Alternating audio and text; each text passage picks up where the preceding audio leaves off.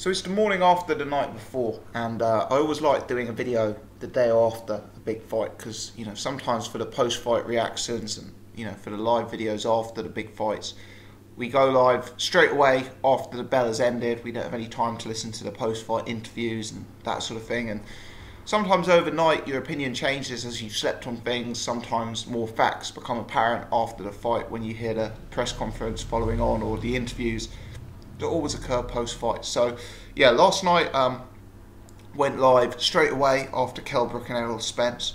I want to give a few shout outs to people because that video's hit over 10,000 views overnight already, which is fantastic. So huge thanks to Paul and to Irish Tom for joining that live show. Huge thanks to everyone who hit the thumbs up button. Over 200 of you have done that already. That adds massive visibility to it. And anyone who shared it on social media, my links to that, my links to my Facebook, and you can follow me on Twitter at Boxing Gossip, but the details to that are in the description below. So yeah, a few shout outs there first and foremost. But now, where we are, morning after, wanted to do a few more thoughts on Kell Brook versus Errol Spence. So the line that's being taken by Team Brook is that this was a injury very similar to the one Kell suffered in the Golovkin fight. And that could very possibly be true. Kell did appear to be complaining of an eye injury whilst in the ring. There was unpleasant swelling around his eye, which got worse as the fight continued. And it does look like that's a tangible possibility as to why he finished the fight in round 11, if you like. He seems to have got criticism following on from the fight by both Tony Bellew and Amir Khan, who were working for Sky at the time.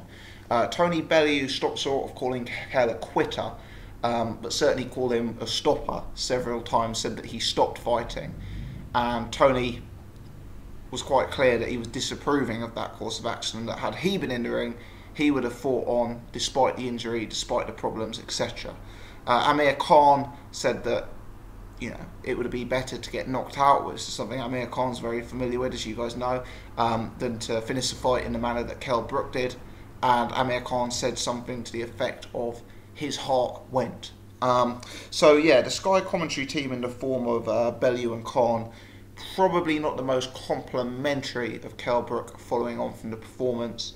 Clearly Kell and his team have blamed it on the eye, and that hasn't sat well with certain people in boxing. Which is interesting from my perspective. If it is the eye injury that's caused Kell to pull out of this fight, it's very unfortunate. It's very, very unfortunate that he's had the same injury to both eyes now in his last two fights, and that has effectively, in his mind, prevented him from performing at the level he needed to for the duration of the fights in both of his last two matchups with Golovkin and Spence, which were probably the two biggest fights of his career. So there's an element of sympathy there for Kell Brook, but I do think that his team need to look very, very closely at what happened that meant this fight changed direction in the 7th. Because I think finding the truth to that answer is key in determining whether Kell Brook has a future in the sport. If they legitimately satisfy themselves that Kell Brook was winning the fight and then he got caught with an unlucky punch which caused an eye injury, if they can really look themselves in the eye and say that was 100% the reason we lost because of that eye injury, then maybe there is still future for him in the sport. I think he needs to question now that in his 30s, having been badly injured in two back-to-back fights, he's got to question whether his body is starting to give out on him, and whether these repeated injuries and the fact he's had machete cuts in the past and all of this sort of thing may eventually start to take its toll if he wishes to continue as a boxer. But yeah, I think if they can do that, that's fine. But for me, they need to do a really thorough diagnostic as to what went wrong here, because that's going to be key in determining where Kell Brook goes from here. Was it the injury? Was it the after effects of the Golovkin fight? Was it the weight cut? Was it something about Errol Spence? Early on in this fight, Kell Brook was boxing very, very nicely. after 6 rounds, I had him 4-2 up, but it was a commanding lead. It was 4-2 with momentum. It was 4-2 looking like he had found the answer to Errol Spence, and it was 4-2 really in a manner that you'd think Kell could either push on to win the fight with a bit in hand, or maybe even stop Errol Spence. At the end of the 6th round, I saw Errol Spence potentially, starting to look a bit bedraggled, taking a few shots, eating a bit of punishment, and I saw Kell Brook looking calm, composed and confident. But that all disappeared in the 7th round, and I think the key to exactly what that is something that we may never know. It's something that even Kell and his training camp may never know in a full picture. But it's something they need to look into as a matter of urgency from my perspective, and it's something they really need to satisfy themselves on. Not just in terms of telling a story to the boxing public and trying to save face for how the fight ended. Because the truth is, regardless of whether Kell Brook quit or not, regardless of whether you want to give him stick for pulling out of the fight or not, whatever your opinion is on that matter, by the time that actually occurred, the fight was long gone for me. Errol Spence had won every round from 7, 8, 9, 10 and 11. He dropped Kell in the 10th. And clearly the fight had been beaten out of Kell Brook at that point. He showed heart and grit to keep throwing bombs and to keep in there for as long as he did, but he wasn't picking up rounds. So the fact that he quit or didn't quit, whatever you want to call it, that's less of a concern for me from my perspective. My concern is the fact that he had legitimately been beaten and lost the fight at that point. And finding out the key to that, as I say, really needs to determine whether they change weight classes, etc.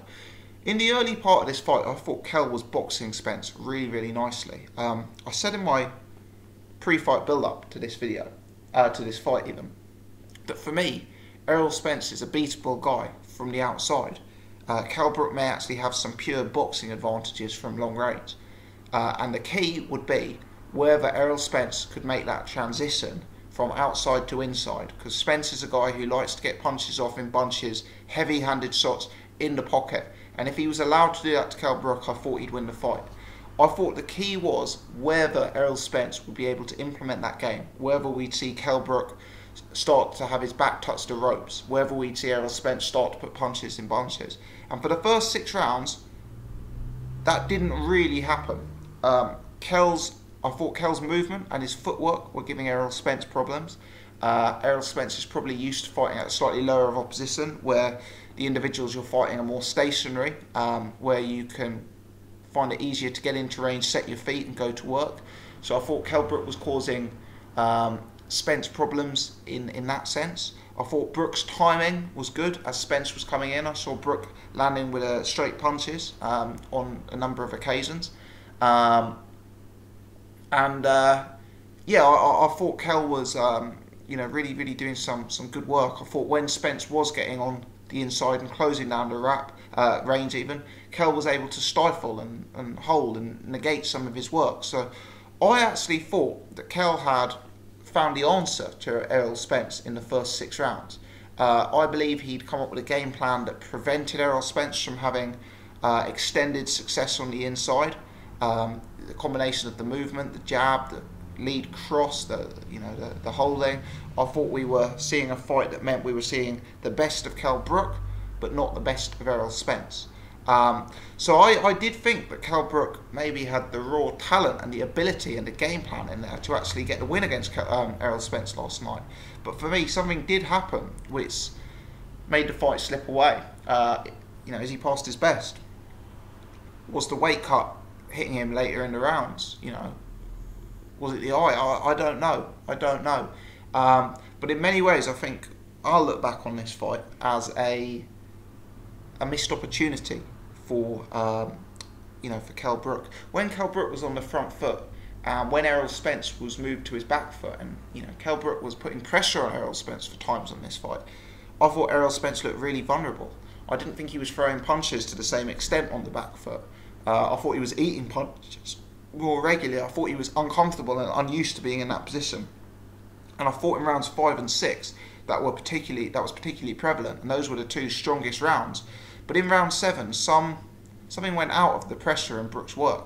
Round 7, Spence actually wins the round on the back foot for me. Brook's the come forward fighter in round 7, but Spence is starting to catch him and to pick shots nicely. And yeah, it's all about what changed the course of that fight for me. And you know, whether Kell Brook has earned enough money now to call it a day, whether Kell Brook decides that he can no longer make 147 and fight a full 12 rounds, or whether Kell Brook just thinks Errol Spence is a superb fighter he's run into, and maybe there's no need to change anything. I don't know. As for Errol Spence, he impressed me last night. He answered a lot of questions. He took Brook's punches well. He adapted in a fight he was losing. He mixed it up and found answers and solutions and adjustments when he was behind on the scorecards. I do think there are some vulnerabilities there when boxing at range. I do think people are going to try and put Errol Spence on his back foot more in future, because clearly the key to his success is, when he's able to come forward and bully opponents and cut down the range and put punches together, he's a deadly operator. So I do think that's key, especially with the potential vulnerability on his back foot. But I do think it's a disappointing outcome for Kell Brook. In hindsight, it's a fight that Kell Brook may well feel that he should have won. And if you look at rounds 5 and 6 in particular, it's very possible to agree with that point of view. So there we are, really. I guess Errol Spence was very impressive, but still showed vulnerabilities. Kell Brook was very impressive, but faded badly and fell out of a fight that he was winning. And that's really not a good sign. And I think the reason for that needs to be explored, and a game plan to rectify and to ensure that doesn't happen again needs to be formulated as a matter of urgency, really. Putting the Kell Brook fight to one side, because I guess that's been the main body of the discussion in the last 24 hours.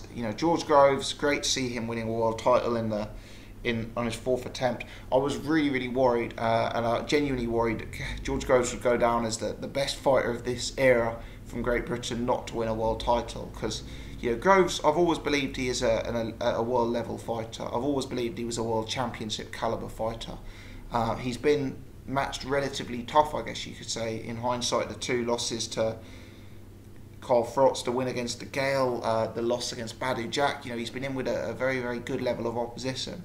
And Dmitry Chudinov, whilst it's Groves' best win to date, well, actually the Gale would be his best win to date, but it's his best win in recent years, so we say.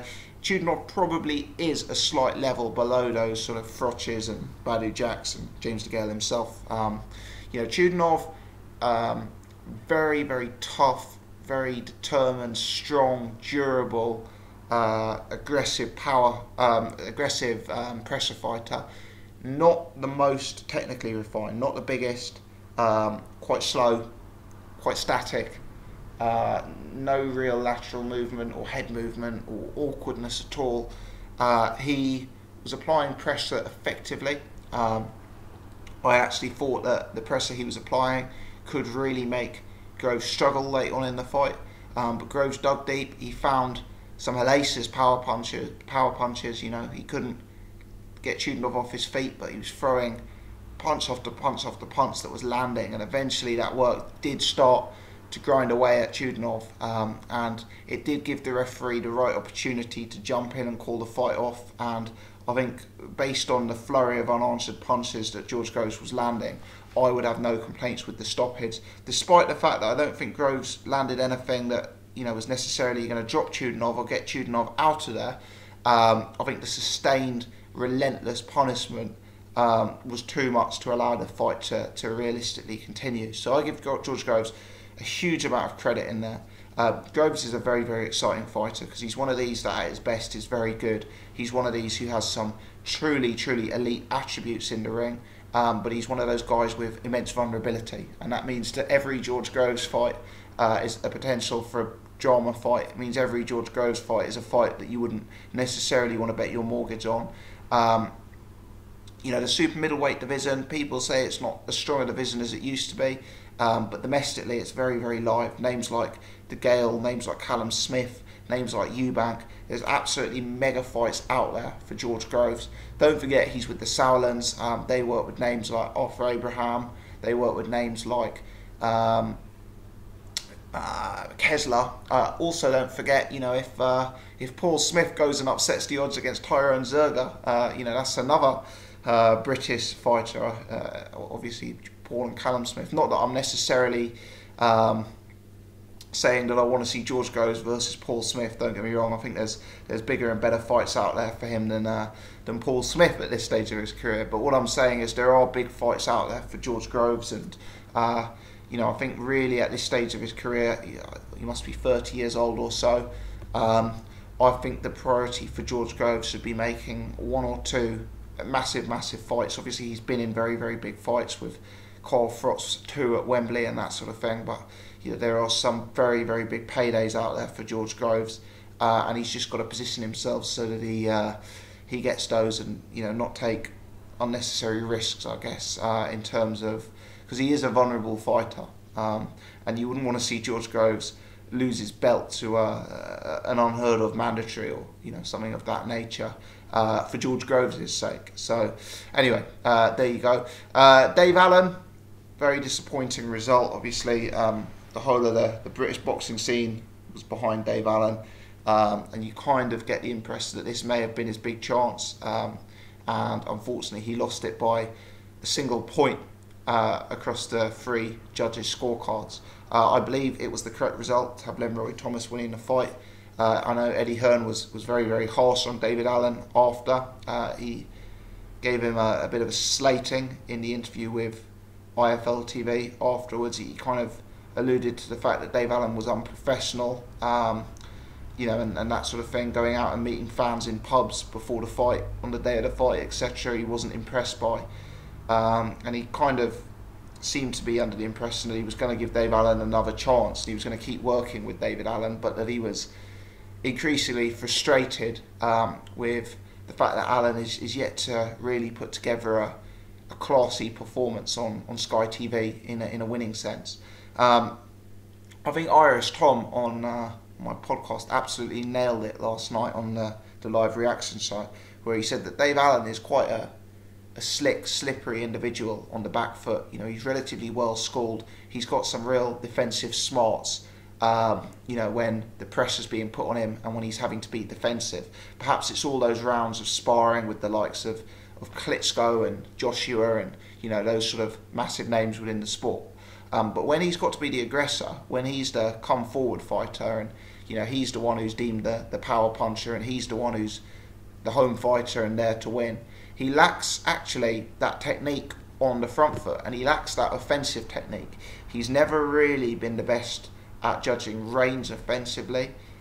His jab last night wasn't really an effective weapon if it was present at all. And as I said, really, Allen was getting far too close to Lenroy Thomas. Yeah, he was kind of leaning on Thomas and pushing Thomas and forcing him back to the ropes, but he wasn't really landing clean, crisp punches, and Lenroy was countering him and timing him very well. The amount of times that Lenroy hit him with the uppercut, was really, really worrying, actually. The fact that Allen didn't make any adjustment there at all. Allen, for me, sort of tried to keep the pressure on Lenroy, but had a bit more space. Maybe taking a step back, maybe not lean straight on him onto the ropes. Take a step back and try and put combinations together, because it really was noticeable when Lenroy threw 3 or 4 punch combinations that the hand speed and that the snap in his punches and the cleanness of his punches was so much better than the cleanness in Dave Allen's punches, which really was unfortunate, I guess you could say, and was for me the determining factor in why the judges scored against David Allen here, despite the fact that he was the front foot fighter and that he was the aggressor for large portions of the fight. I've got to give a shout out to Kenny Porter, who I thought did a really fantastic job in the corner of Lenroy Thomas. Those guys have only been working together for 24 hours. It's a crazy boxing story. Kenny Porter was over in the UK on holiday. Lenroy Thomas's trainer couldn't make his flight or something like that, and Kenny Porter stepped up and cornered for Lenroy Thomas. And I don't think Lenroy Thomas would have won this fight without Kenny Porter. Kenny Porter's motivation in the corner, the way he was talking to Lenroy Thomas was was superb. I actually think Lenroy Thomas had quit in him last night. We've seen Lenroy Thomas effectively quit in fights before, against Brazil, against Fedosov, and he was very tired. There was a lot of pressure on him from a younger fighter. He was the away fighter. There were times where I thought Lenroy was looking sorry for himself. There were times I thought Lenroy may potentially look for a way out of that fight last night. But I actually think he was scared to do that with Kenny Porter in his corner, berating him and motivating him, and really letting him know, even in the 11th and 12th rounds, that he had the ability to go out there and become the champion. And that was so key because Lenroy Thomas, I think he won this by 1 point on the 2 judges who voted in his favour. And I think Lenroy won the 11th and 12th quite clearly. So that means after 10 he was probably down on the scorecards. Alan probably had a good lead on the scorecards. In fact, he was probably ahead with all 3 judges, Alan, after 10. But Lenroy, I don't want to say he found his second win because I think that would be overstating it, but Lenroy came again and won those 2 rounds, dug deep, put in the cleaner, crisper work even at the late stage of the fight. And I think Kenny Porter deserves an awful amount of credit for that. If Lenroy Thomas and Kenny Porter actually wanted to work together following on from this fight, that's something I'd be interested in, because Lenroy's got some real skills. The way he moves, his jab is very good, and I highlighted that in my pre-fight video. His jab's very good. He puts combinations together very nicely. He's probably not in the best shape. He probably doesn't live the life massively outside of the gym. And I think as a result of that, it leads to him maybe finding ways out of fights. Maybe he just doesn't have the heart of a world champion, I don't know. But if he really dedicated his life to boxing and worked with a guy like Kenny Porter full time, you wonder. And there'll be opportunities now for Lenroy Thomas. Even in the UK scene, people like Daniel Dubois' team will be looking at him thinking, oh, that might be a good win for Dubois to get. I'm sure Nathan Gorman's team will be looking at him. I'm sure if David Price returns to the sport, they'll be looking at him. He's the Commonwealth champion. I'm sure someone like Lucas Brown, who's supposed to be returning, will be looking at him for comeback fights. Lenroy Thomas will probably get opportunities off the back of that. Just look at when Dave Allen fought David Howe. What happens next? David Howe gets a fight against Daniel Dubois. When these unknown heavyweights get some visibility on a platform like a Sky pay-per-view, it's not uncommon to start seeing them cropping up on several occasions. And Lenroy Thomas may be a little bit of a scalp now. As I say, Commonwealth champion, looked half decent against Dave Allen, went the distance against Dave Allen, beat Dave Allen. That will potentially be a scalp to someone in the sort of domestic heavyweight scene. As for Dave Allen, can he bounce back? Yeah, but he can. He's still very young. He's obviously still learning on the job. There's a lot of work that needs to be done though. British title, Ian Lewison. I still think those fights are a long way off now for Dave Allen. I think he needs to fight durable journeymen for 5 fights. I think he needs to be in 5 8-round fights where he's expected to go 8 rounds in all 5 of them. I think he needs to get a dietitian and a nutritionist on board. And I think he needs experience of being against ultra durable journeymen where he's got to press the pace, where he's got to win 8-round fights behind the jab, where he's got to work out how he is going to deal with awkward, slippery individuals by judging range, using the jab and that sort of thing. It's a major setback to him. You wonder if this was his big opportunity and whether sadly it's been missed.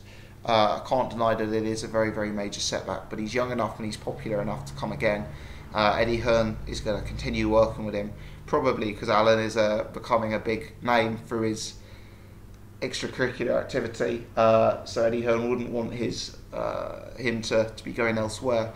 But Eddie Hearn is going to keep working with him, and hopefully Dave Allen can come again. I see Eubank Jr. has come out and slammed Kell Brook, saying, how can you give up a world title fight because of a swollen eye? Eubank always looks to kind of get himself involved in these headlines whenever there's a big boxing fight or something like that. But I'm more interested really in seeing who he's going to announce as a next opponent, and hoping that it's someone remotely decent rather than a Reynold Quinlan of this world. The Olympians we talked about in last night's show. I thought Coley, I watched Ultra Tech Sports video, he said that Coley is a disaster waiting to happen. Couldn't agree more than that. The guy is so open defensively, you know, so raw, but you know, he fights with his chin wide up in the air and, you know, massively open to punishment. You kind of think it's only a matter of time, and I'll be keeping a close eye on Coley as he steps up to sort of even area title level. So I think he's very, very vulnerable. I don't think he's the world champion elect that some of the casuals seem to think he is. But there you go. All in all, good night's boxing last night. Disappointing results for Kell Brook, disappointing results for David Allen. People like myself very pleased to see George Groves finally make it to a world title level. Yeah, that's a good story that came out of last night's boxing. But yeah, some good fights, some competitive fights. And you know, you have to say the scoring was fair in both the Dave Allen fight and the Kell Brook fight. You know, the judges had Brook 5 points down, 3 points down, and 1 point down at the time of the stoppage, which I think's about right. I think I myself had him 3 points down at the time of the stoppage. But there you go, guys. I hope you enjoyed the boxing last night. I hope you enjoyed this next day review. Let's see where the guys go from here. Leave your comments in the section below. What directions did the careers of the fighters last night take? Let me know your thoughts. If you've enjoyed the video, please hit the thumbs up button, and as ever, do subscribe to the channel if you're new or you haven't done so before.